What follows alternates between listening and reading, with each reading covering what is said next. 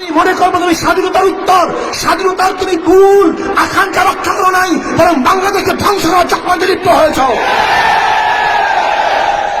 ভাইয়ারা আমার, আমি বলতে চাই, আজকে যারা স্বাধীনতা স্বাধীনতা বলতেছেন, আপনি কি স্বাধীনতার অবস্থা জানেন? স্বাধীনতা করেছেন? স্বাধীনতা অবস্থা সম্পর্কে জানা আছে?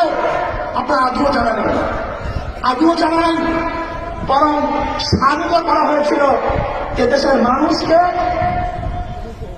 ন্যায় বিচার, ইনসাফ এবং মানবিক মর্যাদা রক্ষা করার জন্য। আমরা এটা তিনবার স্বাধীন করেছি। প্রথম স্বাধীন করেছি ব্রিটিশ থেকে, দেশ স্বাধীন করেছিলাম। এরপর ভারত থেকে পাকিস্তান স্বাধীন করেছিলাম। এরপর পাকিস্তান থেকে আমরা বাংলাদেশ স্বাধীন করেছি। ঠিক না? আজকে নাস্তিকের গোষ্ঠী ইসলামকে বিচলিত করার চক্রান্ত করতেছে, ইসলামকে ধ্বংস করার চক্রান্ত করতেছে, ইসলামকে ধূলিসাৎ করার চক্রান্ত করতেছে।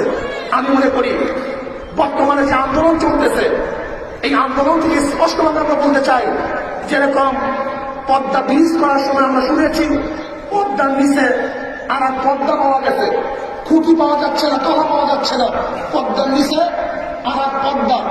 আর আমরা মনে করতেছি একটা সরকারের পিছনে